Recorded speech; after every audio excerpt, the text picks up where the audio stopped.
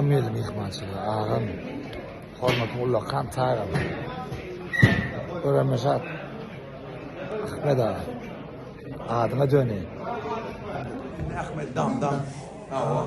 Öyle şimdi burada ayıp verecek keçirek. Böyle okuyordum medeni. Ben bir sorum vardı. Yok. Medeniyeti suda okuyordum bari. Bir dur yer bakıyordum. Lan sorum Elin akordiyonu bir yer dur ha. Sırayla da şeylere de Ahmet. Ben yine arıçko. yediyor. Öyle bir korkular ya. Hakik gidiyor. Arıçko. Ben girdim. Benim vallahi benim yerimde onun ne salamlaştı hadi bay burulsa lugu değil tekrar ne ya da dedi ya dam dedi dam aydı ne oldu halkaydınlar da taramaydı onun aynı aydım aydı daha ettik tan şoğlu benim adım Mehmet yani ağam kanunlar O senin maçına geçti büyük. benim üstüme mesela onun el şey O vakti tanıdın ha o tanıyan o he yo bir tanıyan da dedi böyle sen tamam üstünü sağ okunam. Ama ligi şeydi. Üstülmeyenin maçına geçti. Ağam bıraktı vali falan ama. Şahinim Şubat'ları parça dur da. Benim yanımda dur. Ulan bana hayranlarım benim o hayranlarım. Şeydi kayıttık. Ne yığınak dediler de birinci kursda yığınalın ama bari mi dur sorun kaptan da bu dur ha. Şey mohlum demeydiydim o. Yine yavaş ol benim tanrım.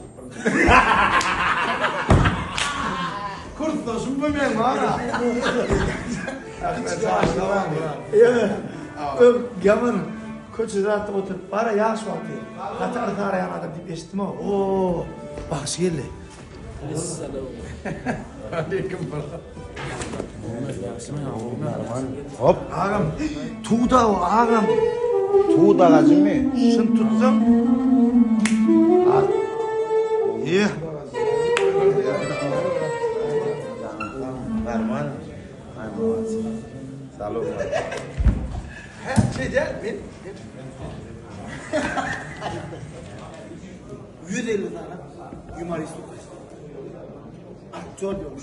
150 tane. Ne? Film okuyor. Film. Maşin.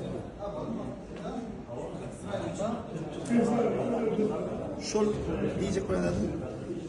Kimden talantı var? Yani bana ne gibi? Birim neçe köp adam ediyen adam, zahmet çeken adam, köp algayan, doğru algayan adam ağzıma talantı geçip bilen. Talant diyor ne?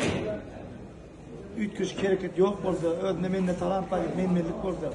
Talantsız yönü gidin rahmet, o ımgaylığa da oluyor, şu hakikat şu. Men şolarda şeyle değil ha, sen ne ordun?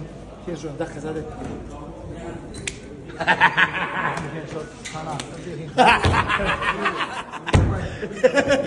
İkisine de giyiyor.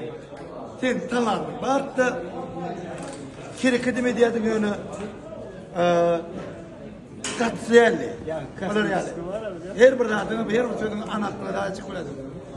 Son alın, kasmiski işledin de, ben saplayayım, nereye ne işledin, giyecek günlüğü.